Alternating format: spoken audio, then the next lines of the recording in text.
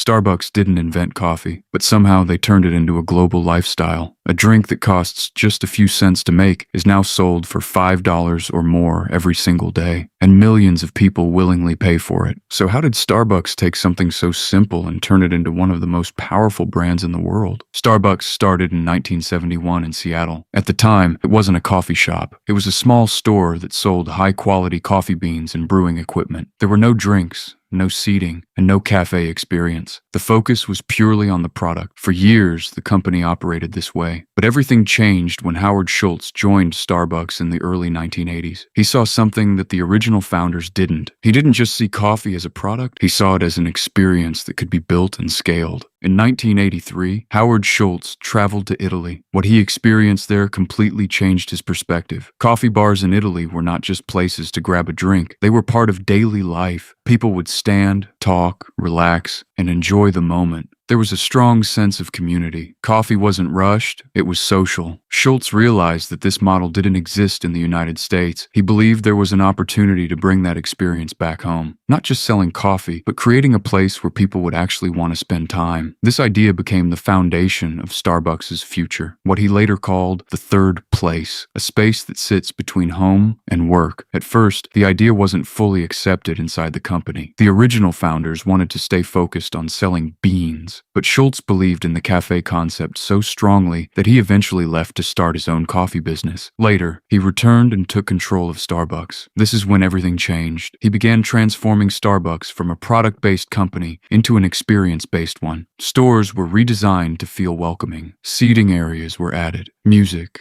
lighting, and layout were all carefully planned. The goal was simple: make people want to stay. Starbucks also changed how Americans thought about coffee. Before Starbucks, coffee in the United States was mostly simple and functional, cheap, fast, and basic. Starbucks introduced something different. Drinks like lattes, cappuccinos, and espresso-based beverages became more common. Then came customization. Customers could choose milk, type, flavor, size, temperature. This made the experience feel personal. It wasn't just coffee anymore. It was your coffee, and that small shift made a huge difference because personalization creates attachment, and attachment creates loyalty. Starbucks didn't just build stores.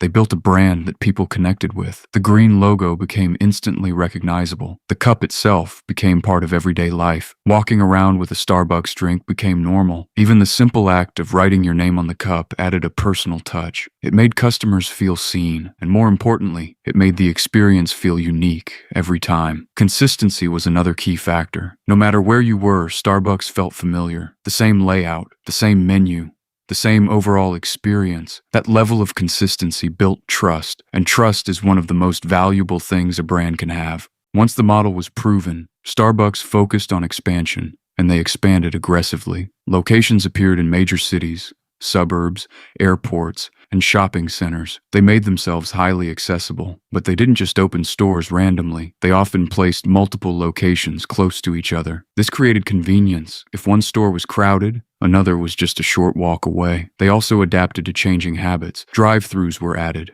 Mobile ordering was introduced. The experience continued evolving as customer behavior changed. This allowed Starbucks to stay relevant while continuing to grow. Starbucks didn't win because of coffee alone. They won because they understood how people think and behave. They turned a simple product into a daily habit. They created a space people enjoyed, and they built a brand that felt personal. This is what made Starbucks different, because in business, the product gets people in the door, but the experience is what keeps them coming back.